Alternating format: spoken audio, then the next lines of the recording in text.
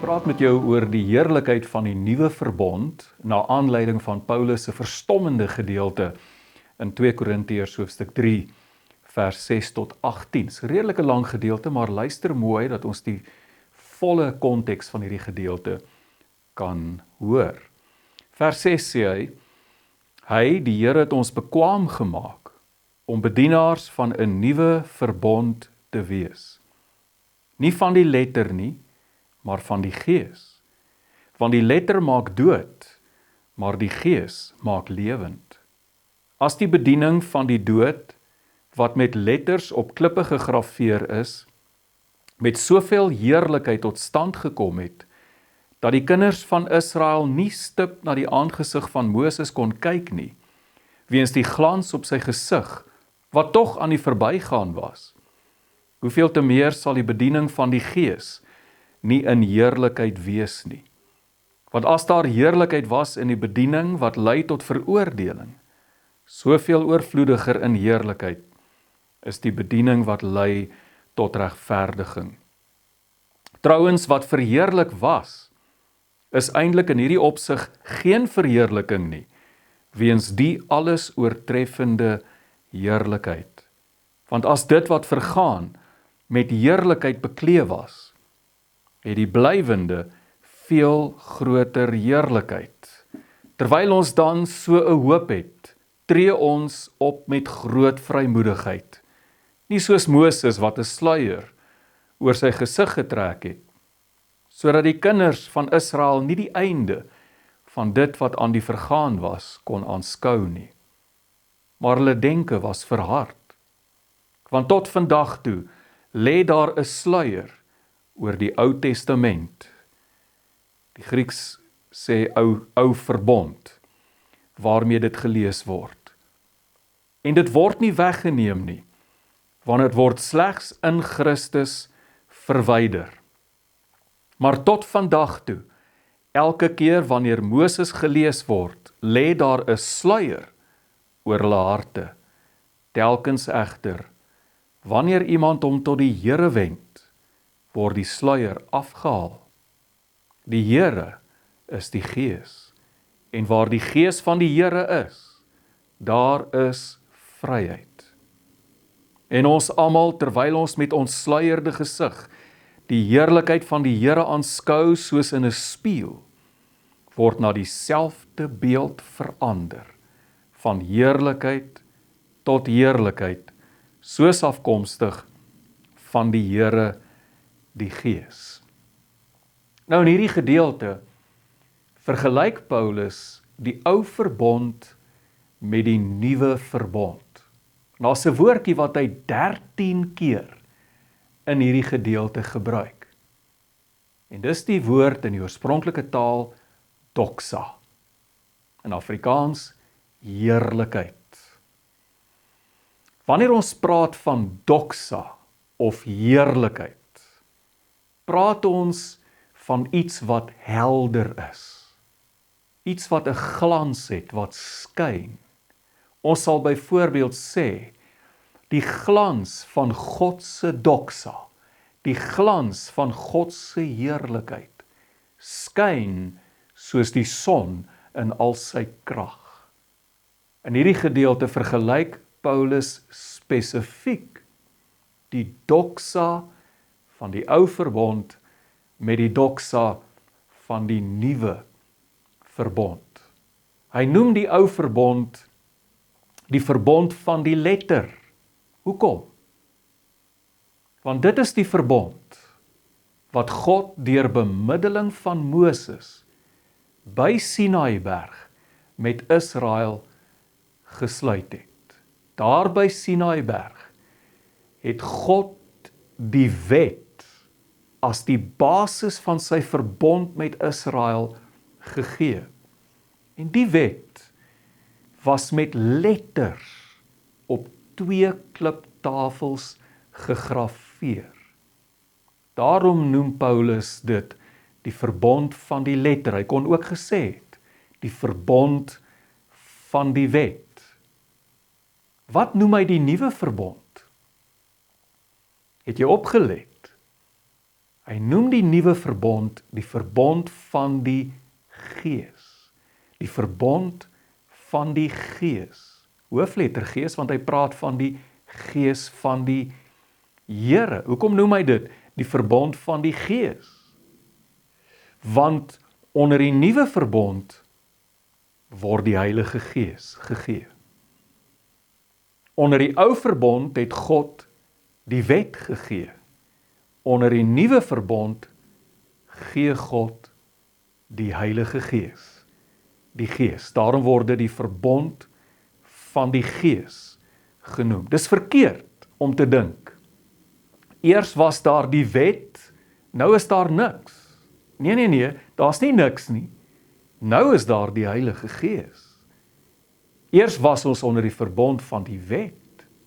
Nou is ons onder die verbond van die Gees. Daar's nie niks nie. Ons is nou onder die Gees. Ons het oorgegaan van die verbond van die wet na die verbond van die Gees. Ons het oorgegaan van die wet na die Gees. Die wet was uiterlik op 2 kliptafels gegrafeer. Die Gees is innerlik, want God stort sy Gees in ons harte uit. Dan gaan Paulus verder en hy sê dat die ou verbond, die verbond van die letter of die verbond van die wet, bring veroordeling en maak dood. Wat beteken dit? Ou maat, solank jy die wet nie oortree nie, is jy veilig.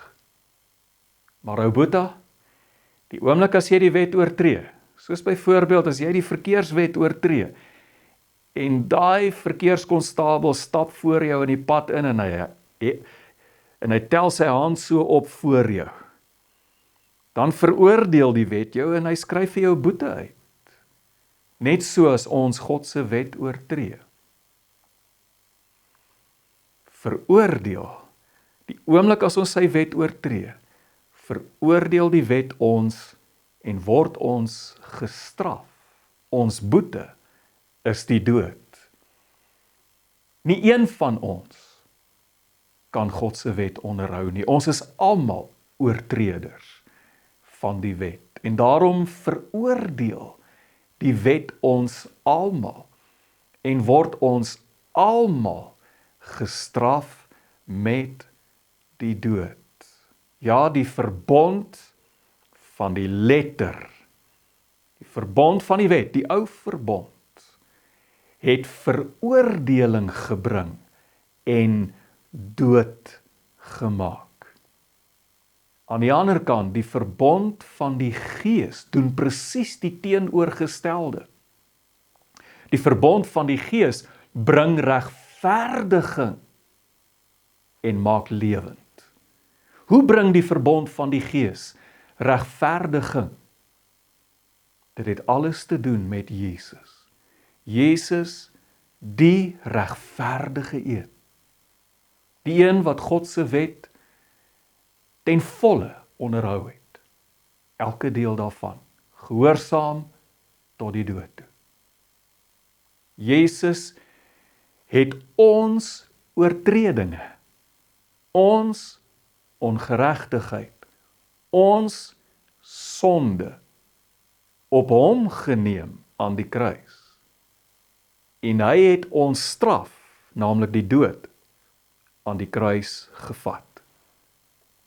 Hy het ons ongeregtigheid op hom geneem, sodat sy geregtigheid, hy wat die wet volmaak onderhou het, op ons kon kom.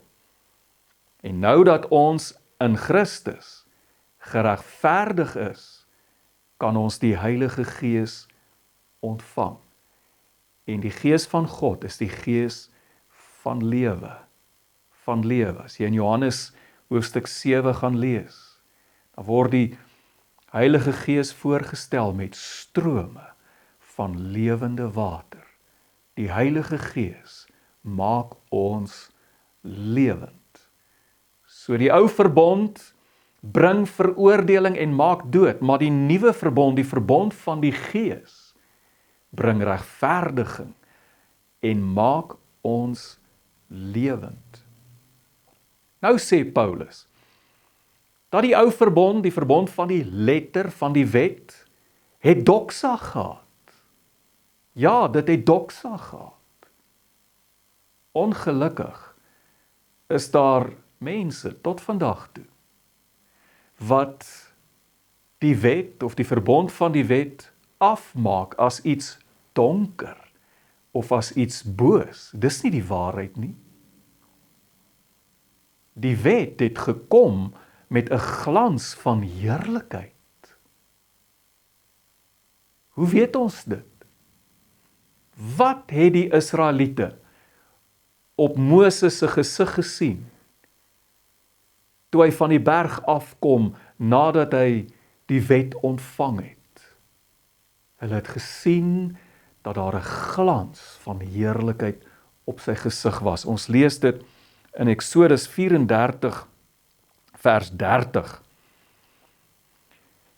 Toe Aaron en al die Israeliete Moses sien, was die vel van sy gesig stralend. Ek sê weer, saam met Paulus, die verbond van die wet het doxa gehad.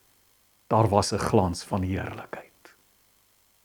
Nou sê Paulus, as die verbond wat veroordeling gebring het en ons doodgemaak het, doxa gehad het, dan is die doxa van die verbond wat ons regverdig maak en vir ons die lewe bring,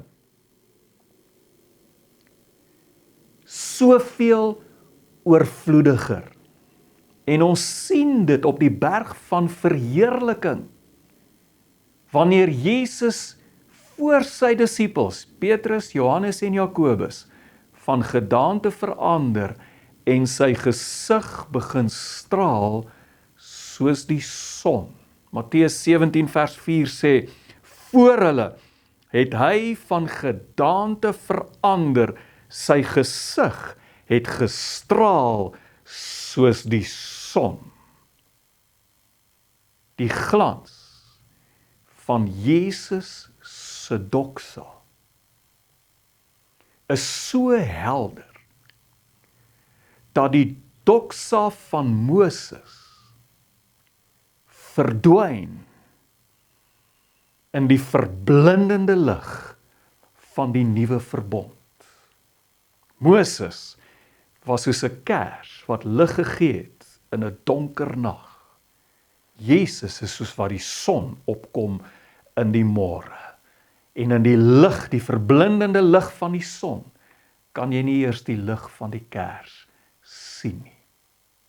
En Paulus sê dit vir ons in soveel woorde in vers 10 van ons geleesde gedeelte. Hy sê, wat verheerlik was, dit wat doxa gehad het, die verbond van die wet, is eintlik in hierdie opsig geen doxa, geen verheerliking nie, weens die alles oortreffende doxa van die nuwe verbond, die Nuwe Testament.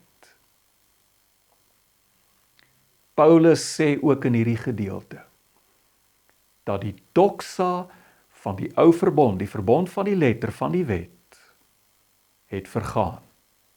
Die doxa het vergaan. Die glans op Moses se gesig het nie lank gehou nie. Dan het dit verdwyn. En dan moes Moses 'n sluier oor sy gesig dra, sodat die Israeliete nie kan sien, die glans is weg nie. Die doxa van die ou verbond was tydelik. Die glans is nie meer daar nie. Wat wel nou daar is 'n sluier. 'n Sluier oor die ou verbond. Sodat die Jode en almal wat tot vandag toe nog verbete aan die wet wil bly vasklou, nie kan sien dat die heerlikheid weg is nie. En Paulus sê dat hierdie sluier word slegs in Christus weggeneem. Wanneer ons na Jesus toe draai en ons aanskou sy heerlikheid, dan word die sluier van die ou verbond weggeneem en skielik kan ons sien.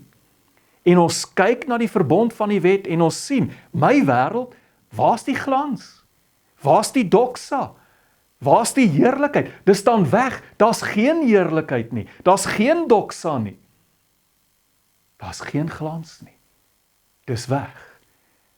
Vriend, die wet het sy doel gedien en is uitgedien. Ons leef nie meer onder die wet nie. Ons leef nou onder die Heilige Gees. Ons leef nie meer in die era van die wet nie.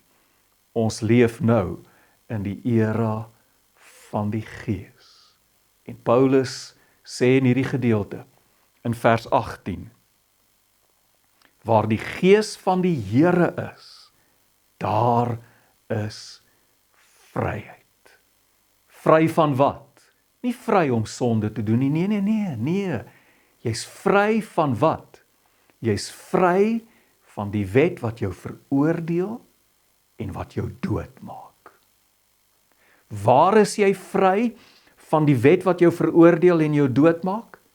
Waar die Gees van die Here is. Wanneer jy onder die verbond van die Gees is, dan is jy vry van die veroordeling en die dood wat die verbond van die wet gebring het. Jy is slegs vry wanneer jy onder die Gees is. Wanneer jy onder die verbond van die Gees is. Jy is slegs vry waar die Gees van die Here is. As jy nie onder die verbond van die Gees is nie, as jy nie is waar die Gees van die Here is nie, dan is jy nog steeds onder die wet.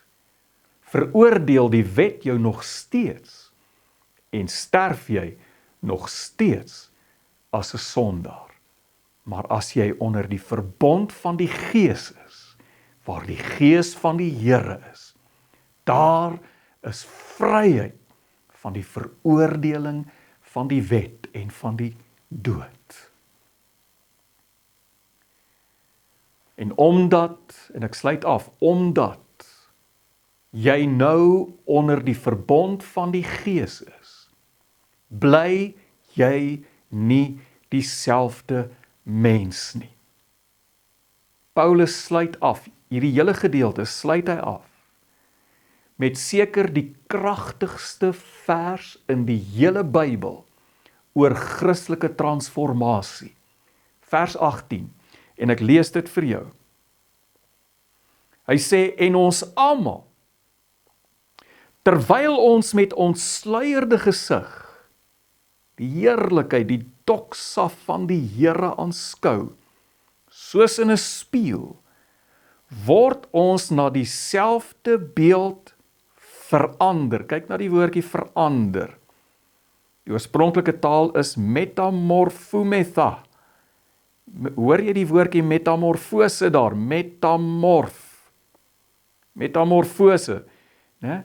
So kom ons lees hom weer. En ons almal, terwyl ons met ons sluierde gesig die heerlikheid van die Here aanskou, soos in 'n spieël, word ons na dieselfde beeld verander, metamorfose, van heerlikheid tot heerlikheid, van doxa tot doxa, soos afkomstig van die Here, die Gees.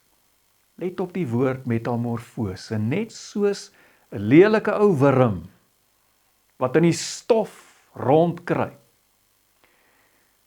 deur verskillende stadiums 'n metamorfose ondergaan, om uiteindelik 'n pragtige skoenlapper te word, met vlerke, en as hy die vlerke begin klap, dan styg hy op uit die stof van die aarde, in die vryheid van die hemel daarbo.